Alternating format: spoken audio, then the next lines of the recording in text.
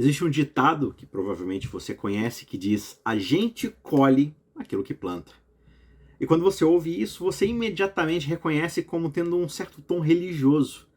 E mesmo que poucas pessoas saibam de onde vem essa expressão, a maioria vai assumir que provavelmente é bíblico.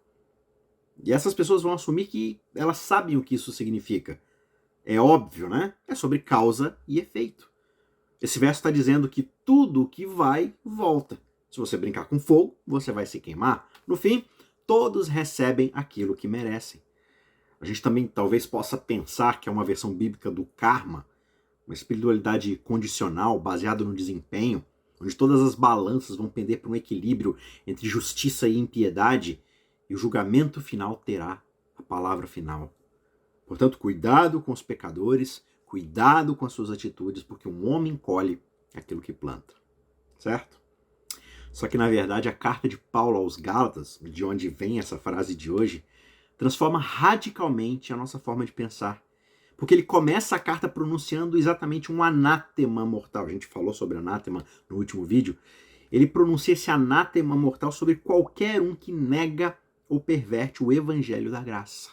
Lá em Gálatas 1, 6 a 9. Ou seja, qualquer um que prega um outro evangelho, que anuncia uma outra mensagem que não a da graça de Jesus Cristo, essa pessoa precisa ser separada para ser amaldiçoada, porque ela não tem amor por Cristo. Não amar a Cristo é odiar o seu evangelho, é pregar um outro evangelho.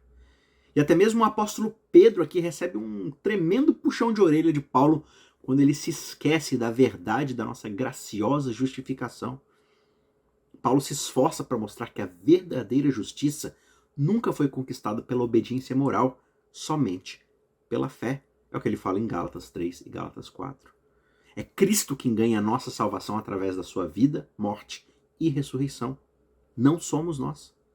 Nós somos incapazes de produzir a vida de Deus, porque a carne que nós herdamos de Adão, a nossa velha natureza, não pode funcionar como justiça, embora tente fazer isso constantemente. E uma das características da carne é justamente o seu desejo de tentar justificar a si mesma. A carne adora viver sob a lei apenas para se vangloriar das suas capacidades morais, da sua aparente retidão. Mas não. Cristo é quem trabalha a sua retidão por nós e em nós, sem qualquer ajuda nossa. Então, maravilhosamente, nós nos tornamos revestidos em Cristo, porque o Espírito é quem nos une a Ele. Gálatas 3 até Gálatas 4. Portanto, um cristão é justamente aquele cuja carne pode até ser de Adão, mas o Espírito é de Cristo. E enquanto a carne produz pecado e morte como Adão, o Espírito dá frutos semelhantes aos de Cristo nas nossas vidas. É o que diz Gálatas 5. Lembra? Os frutos do Espírito. Portanto, Paulo nos exorta a viver de acordo com a verdade. Nós devemos caminhar pelo Espírito e não pela carne. Ou seja, nós devemos nos deter no desempenho de Cristo e não no nosso próprio desempenho. Devemos nos preocupar com o desempenho de Cristo e não com o nosso próprio desempenho. Nesse contexto, a gente chega então ao nosso verso de hoje. Pois aquilo que a pessoa semear, isso também ela colherá. Quem semeia para a sua própria carne, da carne colherá corrupção. Mas quem semeia para o Espírito, do Espírito colherá vida eterna. No fim das contas, Paulo não está afirmando uma espécie de karma cristão. Na verdade, ele está falando justamente contra isso. Veja, o caminho da carne é o caminho do ganho, do desempenho, da autoglorificação.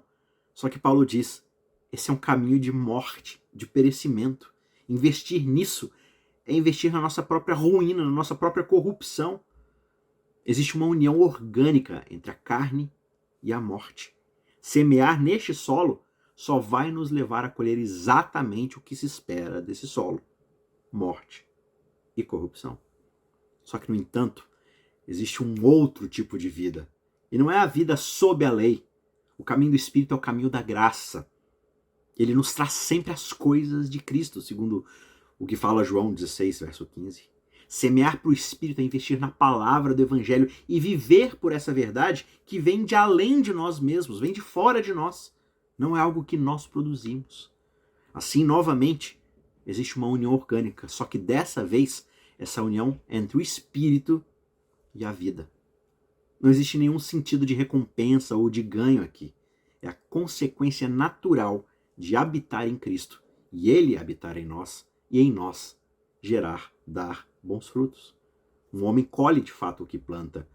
Mas essa não é a lei do karma, essa é a verdade da misericórdia imerecida. Pare de semear do jeito que Adão faz, a maneira da carne, a maneira da ostentação, a maneira do desempenho, a maneira da lei. Essa vida acabou para você. Somente a corrupção pode ser colhida a partir desse terreno. Ao invés disso, permita que o Espírito o atraia para o amor inabalável do Pai e do Filho. E como segue dizendo Paulo, porque vocês são filhos, Deus enviou o Espírito de seu Filho ao nosso coração. E esse Espírito clama, Abba, Pai. Essa é a verdade da nossa posição, cheio do Espírito, unidos ao Filho, invocando o Pai. Receba essa realidade segura pela fé e semeie no único terreno fértil que dá frutos para a vida. Semeie no Espírito de Deus.